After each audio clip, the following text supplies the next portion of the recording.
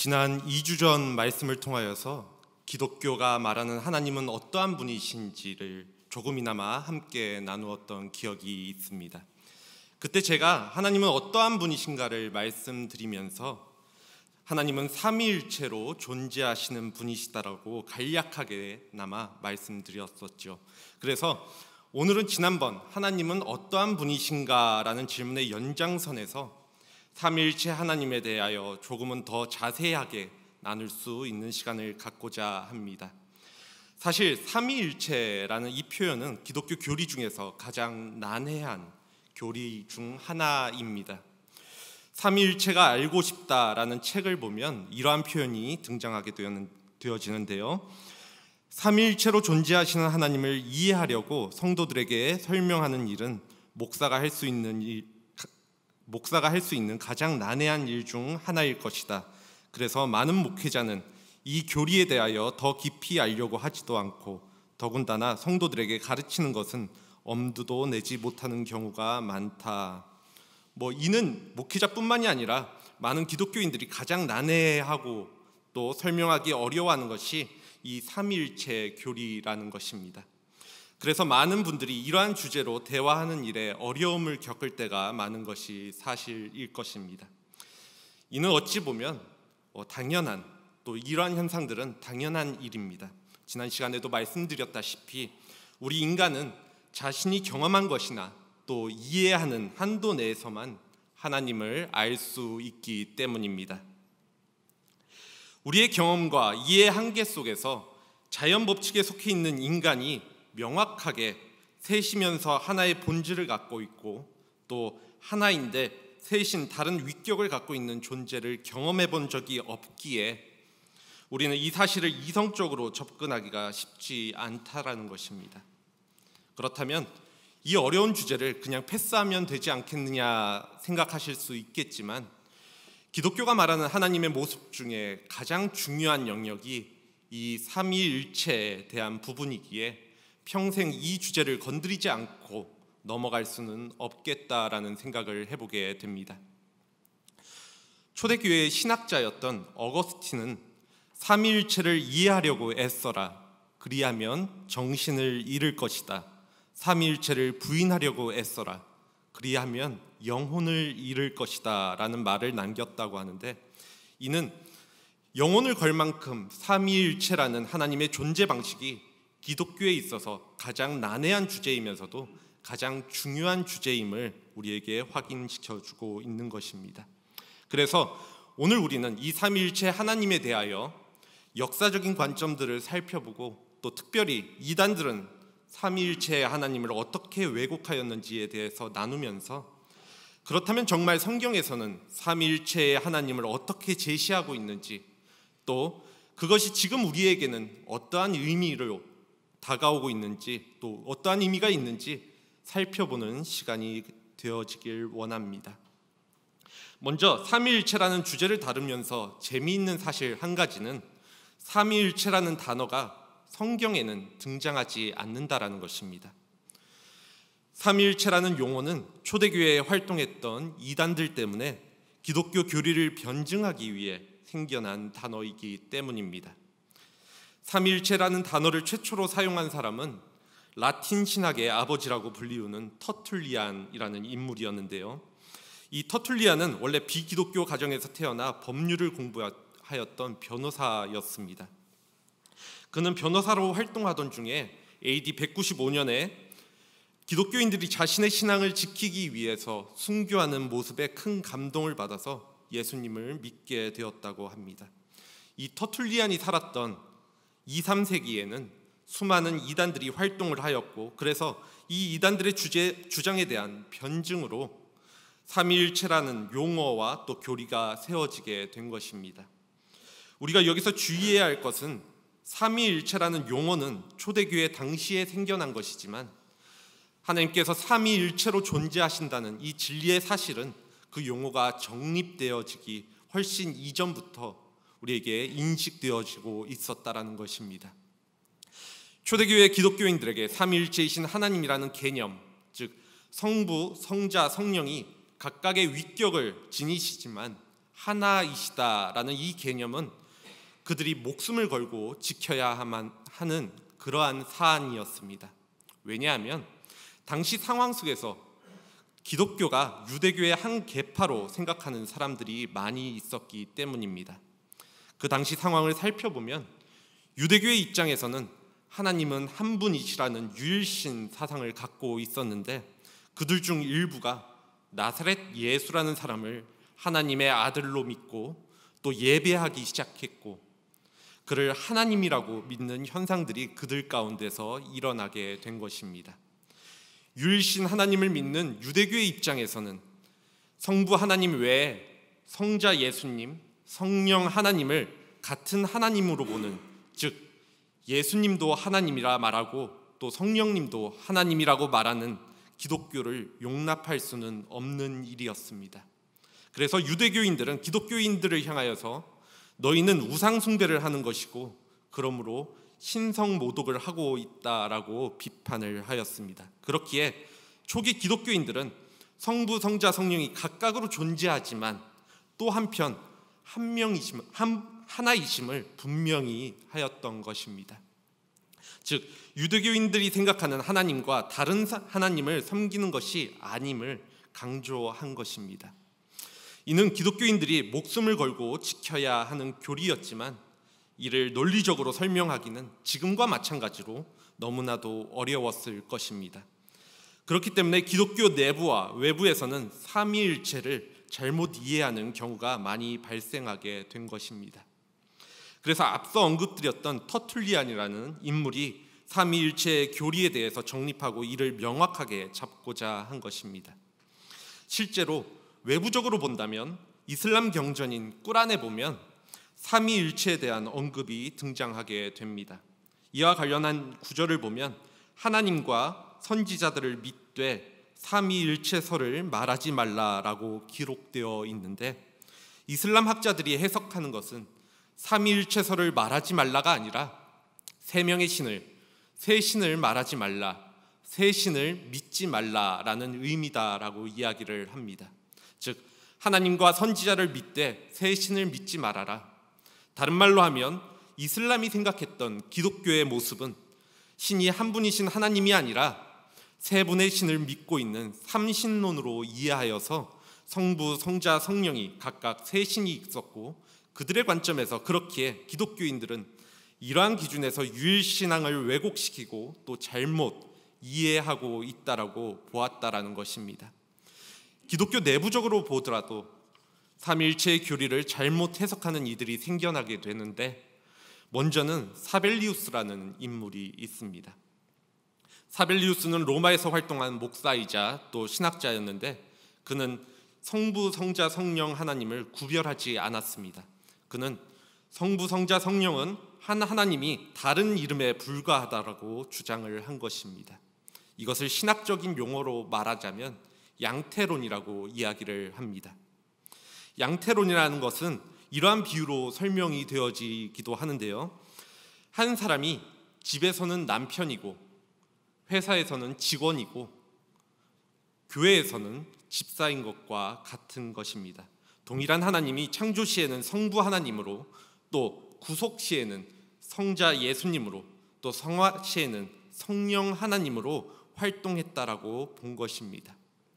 그러니까 성부, 성자, 성령 하나님을 구별하지 않고 역할이 다른 한 분으로 본 것입니다. 그런데 성경은 분명히 삼위 하나님을 구별하고 있습니다. 마가복음 1장 10절에서 11절입니다.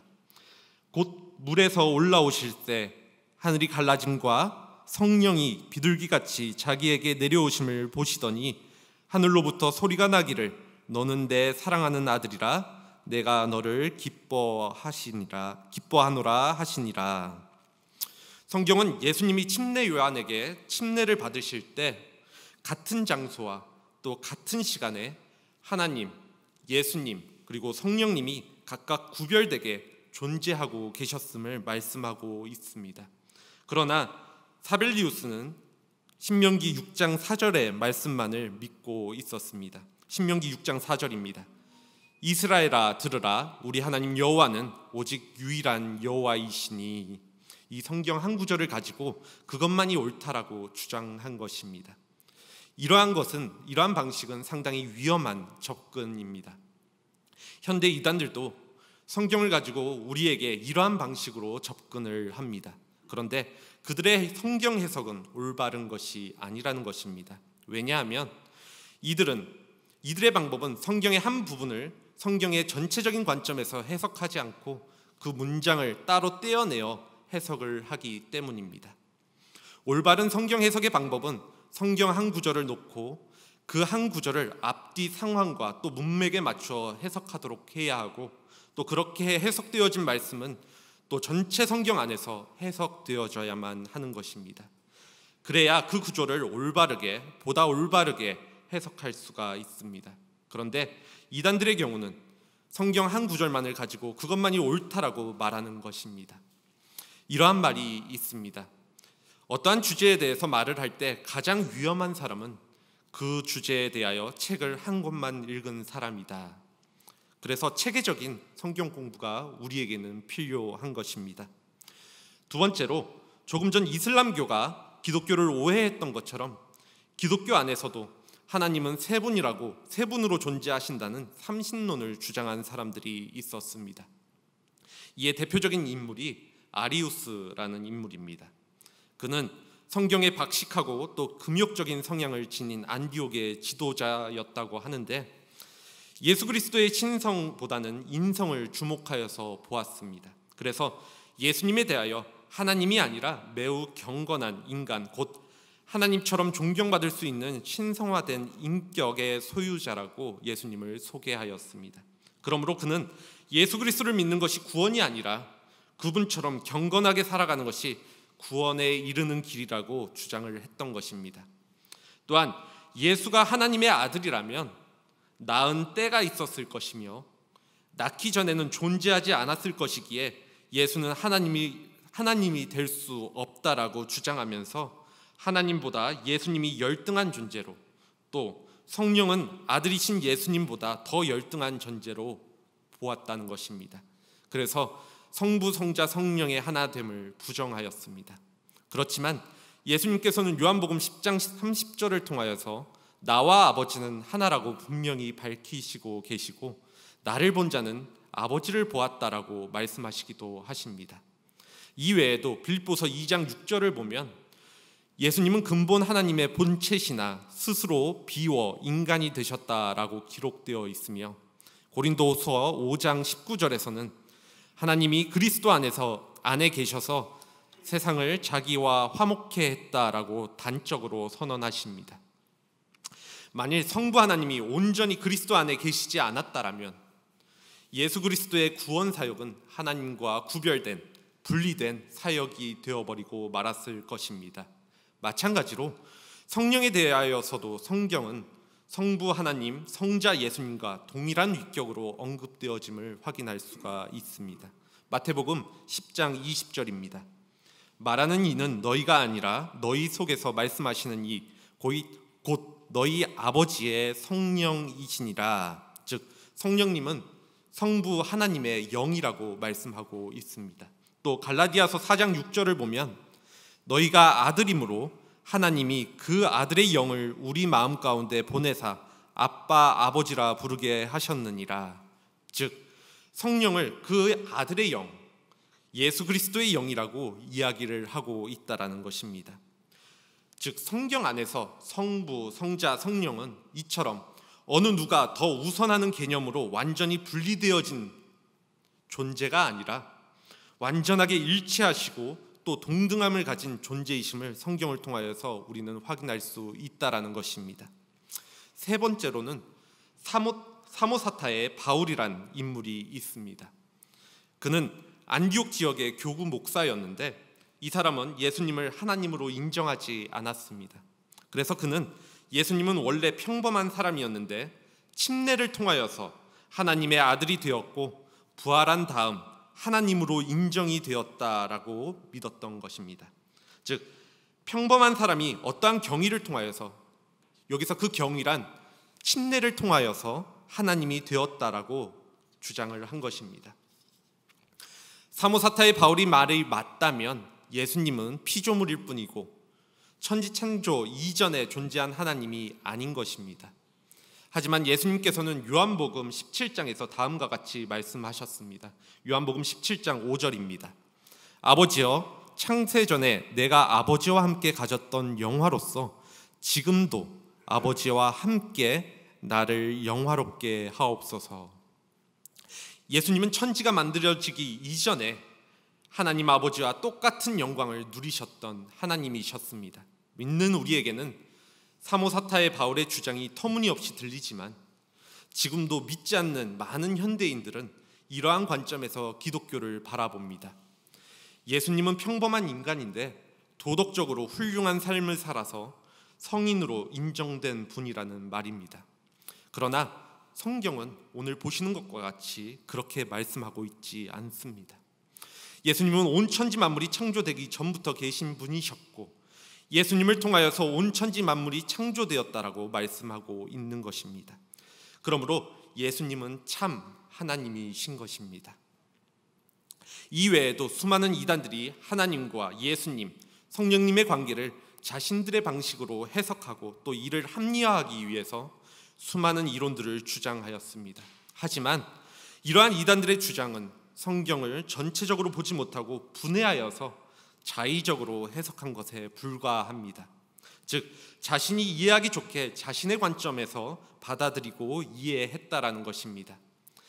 이와는 달리 성경에서는 삼위일체 하나님을 어떻게 말씀하고 있는지 전반적으로 살펴보면 성부 하나님과 예수 그리스도 또 성령님이라는 삼위가 인격적으로 존재하면서 그 삼위에 서로 등급이나 서열이 있지 않고 동등하게 하나의 신성을 이루고 있음을, 즉 성부, 성자, 성령이 하나이심을 말씀하고 있습니다.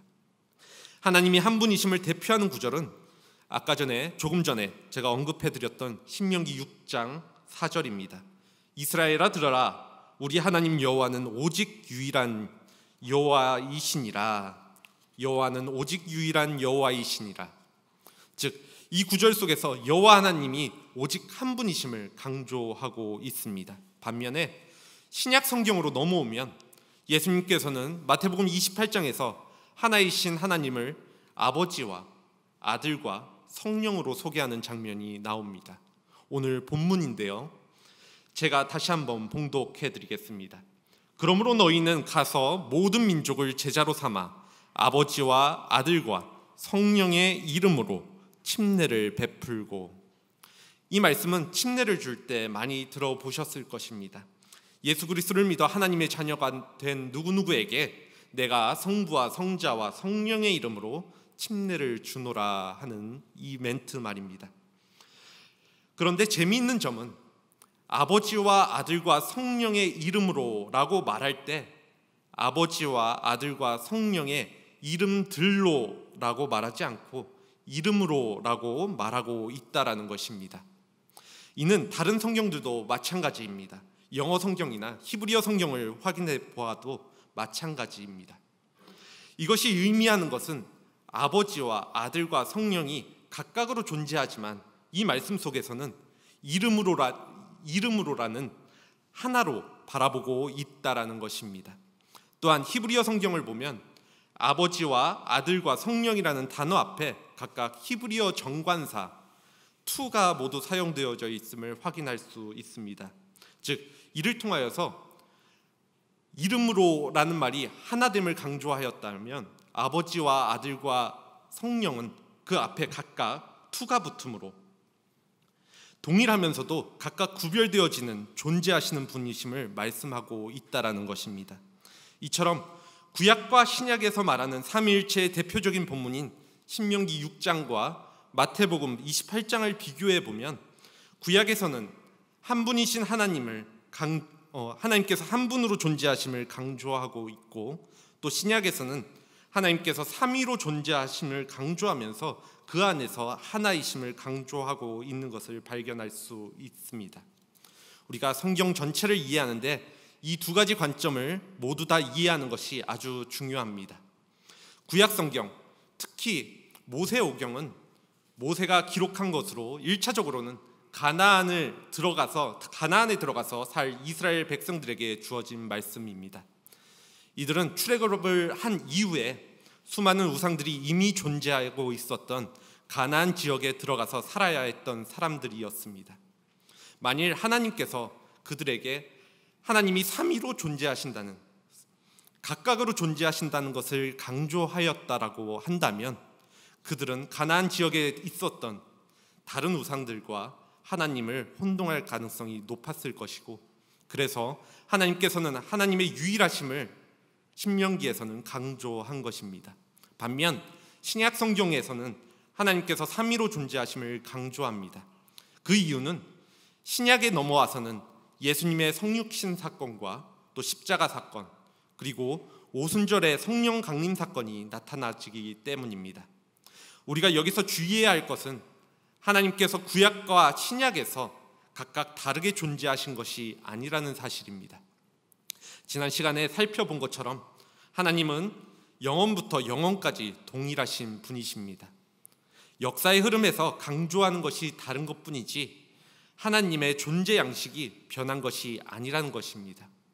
이 문제에 대해서 프린스턴 신학교의 총장이었던 벤자민 워필드 교수는 구약 성경은 많은 가구들로 채워져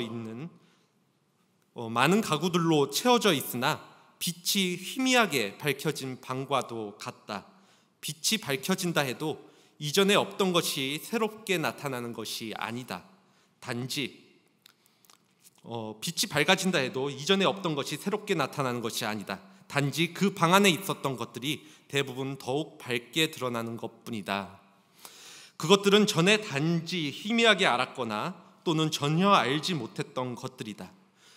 삼위일체의 신비는 구약 성경에 계시되어 있지 않다. 그러나 그 신비가 구약의 계시에 함축되어 있다. 그리고 여기저기에서 눈에 띄었다.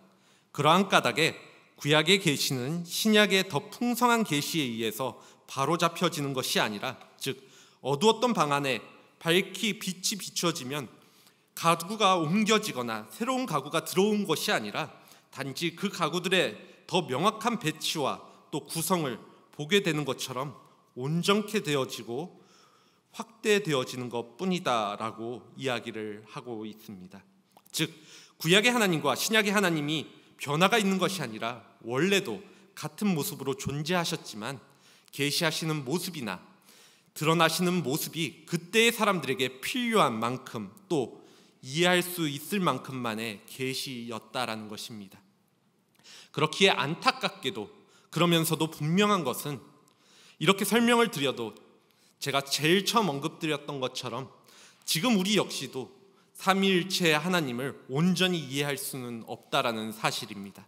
그렇다면 이 이해 안 되는 개념을 우리가 왜 알아야 하는가에 대한 답변이 필요합니다. 즉 삼위일체의 하나님이 우리에게 어떠한 의미가 있는 것인가에 대한 질문입니다.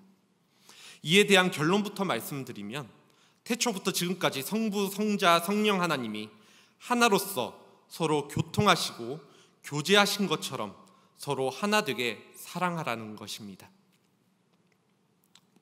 실제로 우리가 삼위 하나님 또 삼위일체 하나님을 이해하는 것이 어려웠던 것 중에 한 가지는 어떻게 셋이 하나가 되고 하나가 셋일까라는 물리적인 접근에서부터 우리가 집중하였기 때문입니다. 그렇기에 어거스틴은 삼위일체 하나님에 대해서 하나가 셋이고 셋이 하나라는 논리를 가지고 푸는 것이 아니라 우리 인간은 하나님의 형상을 닮아져서 만들어졌기에 인간을 관찰함으로 하나님의 속성인 삼위일체를 알 수 있다라고 해석을 하였습니다. 그래서 인간에게 나타나는 삼위일체의 흔적을 찾으려고 노력을 했고 그에 따라서 여러 가지 흔적을 찾았는데 그 중에 한 가지가 바로 사랑을 가지고 삼위일체의 하나님을 설명을 하게 되었다라는 것입니다. 한번 생각해 보시기 바랍니다. 사랑은 어떻게 하면 존재할 수 있을까요? 먼저 우리가 사랑을 하기 위해서는 사랑의 대상이 필요하고 사랑을 하는 주체도 있어야 합니다. 그리고 사랑 그 자체가 있어야 합니다.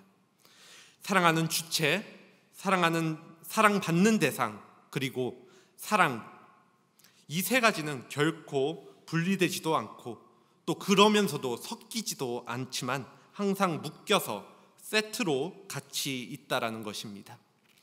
어떻게 이 셋이 하나가 될 수 있는지는 그것은 신비입니다.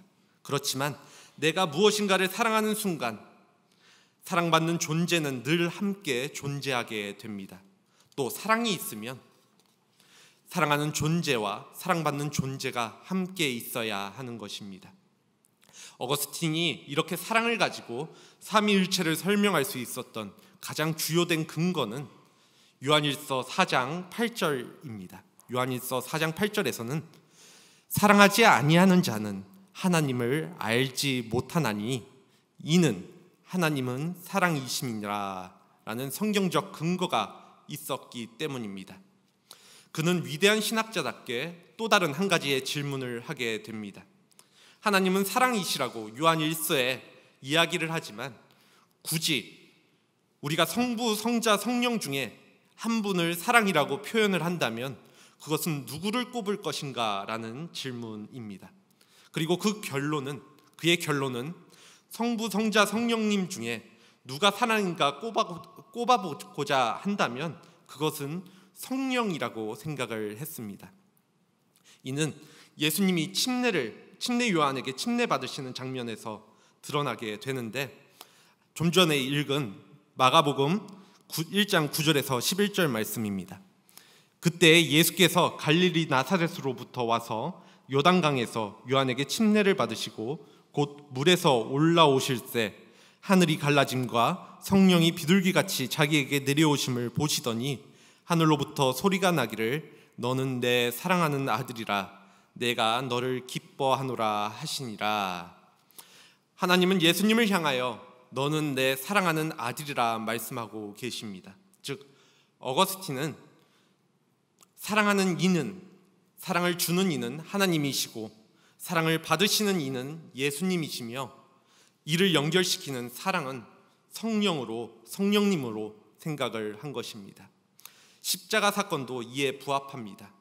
성부와 성자는 따로 떨어진 것 같고 특히나 성자 예수님은 십자가에서 홀로 고통을 당하시고 죽으셨던 것 같지만 그때에도 성령님이 성부와 성자를 사랑의 끈으로 연결시켜 주시고 계셨습니다.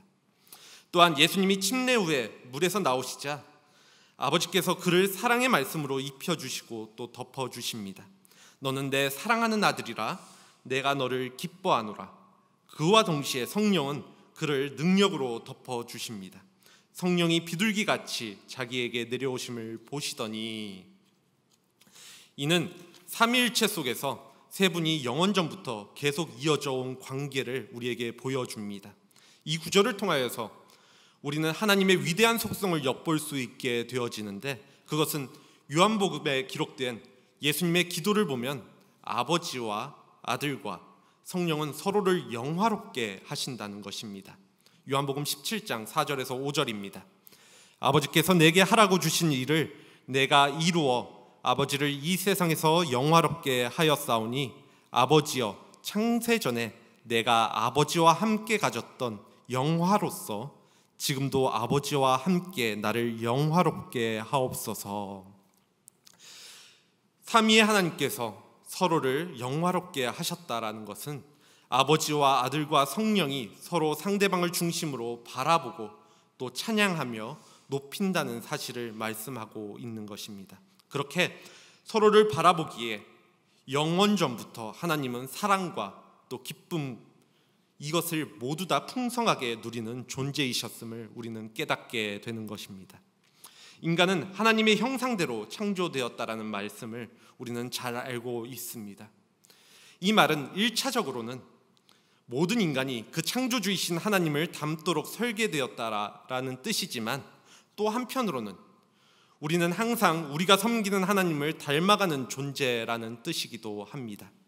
즉 삼위일체 하나님을 바라보는 우리 기독교인들은 자기중심적인 삶을 살아가는 인생이 되기보다는 서로를 사랑하고 또 서로를 영화롭게 하는 존재로서의 변화가 요청되어진다는 것입니다. 이는 하나님과의 관계에서도 마찬가지고 또 우리 이웃들과의 관계에서도 마찬가지입니다. 그래서 예수님께서는 우리에게 하나님을 사랑하라, 그리고 이웃을 사랑하라 명령하십니다.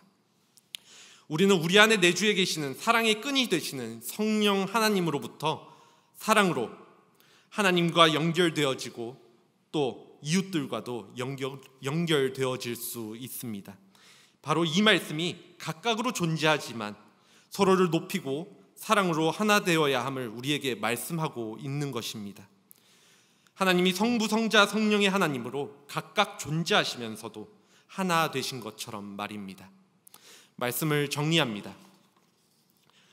삼위일체의 하나님은 이단을 가리기 위한 신학자들의 논증만을 위한 교리가 아닙니다.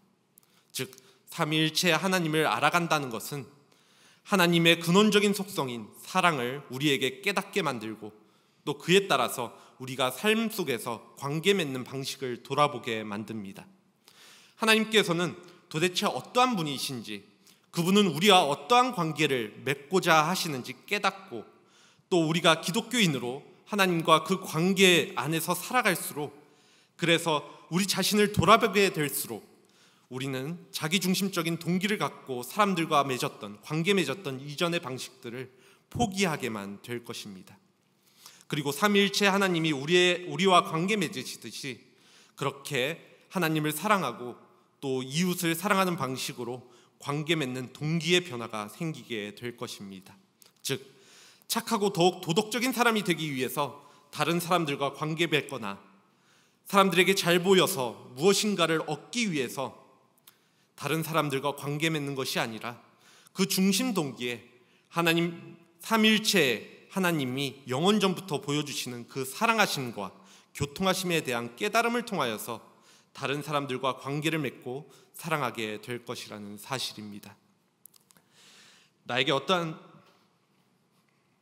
이득이 있어서 하나님을 사랑하고 이웃을 사랑하는 것이 아니라 하나님이 성부, 성자, 성령으로 각각 존재하시지만 서로를 사랑하시고 또 서로에게 자신을 내어주시는 사랑으로 하나 되심이 그 형상을 닮은 우리에게 그렇게 살아가라고, 그것이 하나님의 모습이기에 삶의 직접적인 영역에 있어서 참여하시기를 요청하고 또 가르치고 계시다는 것입니다.